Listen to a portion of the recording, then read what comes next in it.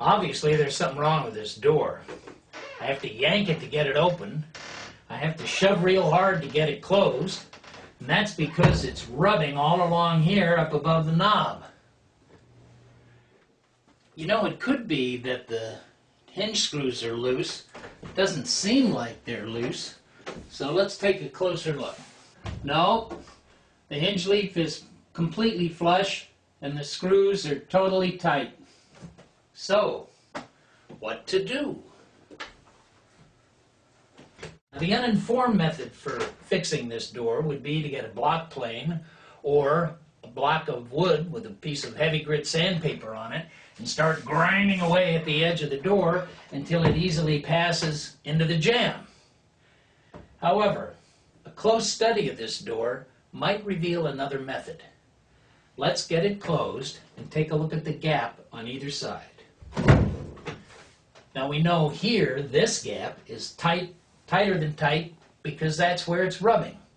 But as we look further down this knob edge of the door, we'll see that the gap grows wider near the bottom of the door to where it's at least a good fat 1/16 of an inch. And over here on the hinge side, aha, we see that the gap is a good 1/8 of an inch, maybe even 3/16. And as we look down the hinge edge of the door, we see that there's a gap closer to 1/8 of an inch just above the hinge, and as we go down below we see that it narrows down to where it's almost touching the jamb. This means that the top hinge has been warped or sprung. Now whether that occurred because of gravity or because of some kind of abuse, we'll never know. But what we do know, at least I do, and soon you will too, is that we can fix this by making a simple adjustment to the top hinge. To begin with, let's gather the tools we'll need. And that includes what we'll use to pull the pin out of the hinge. I prefer a pair of diagonal cutters, or dikes, along with a hammer. And then to adjust the hinge, we'll need a crescent wrench, 8 inches or bigger. And last of all, to get the hinge back together, a couple of small scraps of plywood. But first off, we have to determine which side of the hinge is attached to the door. If we look where the knuckles blend into the hinge leaf, we see that the side with the 2 knuckles is attached to the door. Of course, it may be a little bit different on your door.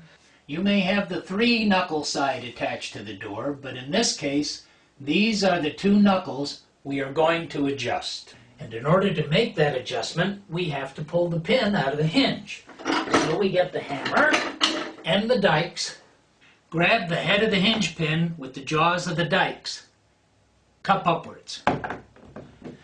Then tighten the handles to lift the cap, give it a little tap with your hammer. Once the pin pops up a ways, you can get a good bite, then up and out it goes. Ta-da! But watch out.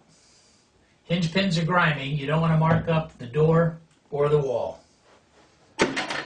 Now I'm going to show you my best door trick, how to adjust or tweak a butt hinge. And for that we'll use our crescent wrench with the jaws adjusted so that they slip right over the hinge knuckles. There, that fits. Not too loose, not too tight. Now we slip the jaws of the crescent wrench over one of the knuckles that's attached to the door, making sure that the handle is bent toward the door, and we grab the handle firmly and we bend it toward the face of the door. But we don't go too far, only about a 1/16 of an inch. Then we move on down to the next knuckle and we bend that one the same amount. And do the same with the 3rd knuckle if you've got one. Now we'll check to see whether we've done enough to cure our problem.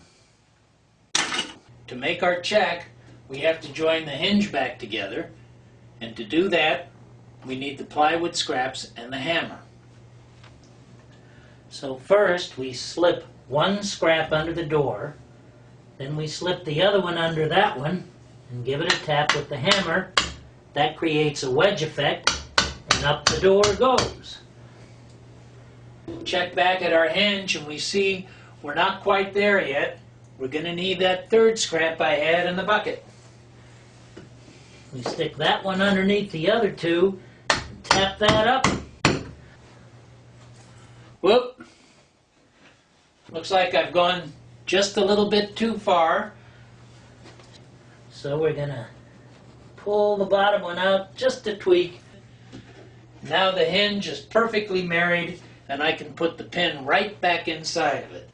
Alright, let's get the hinge back together in order to see if our adjustment has done the trick. To replace our pin, we turn the cup side of the dikes downward on the pin head. Then drive it in with a few taps from the hammer.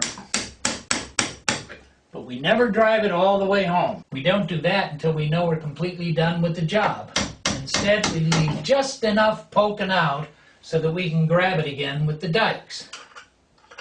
Now, before we open our door, we better pull out our plywood scraps.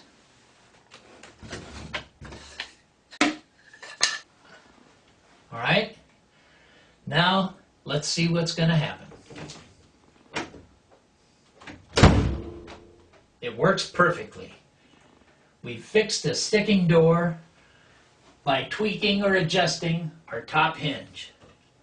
And since the job is completely done, we're going to tap that pin all the way home. Congratulations to us. All right. Maybe yours doesn't work as well as mine does. Maybe it's binding a little at the hinges, and you have to undo some of the adjustment.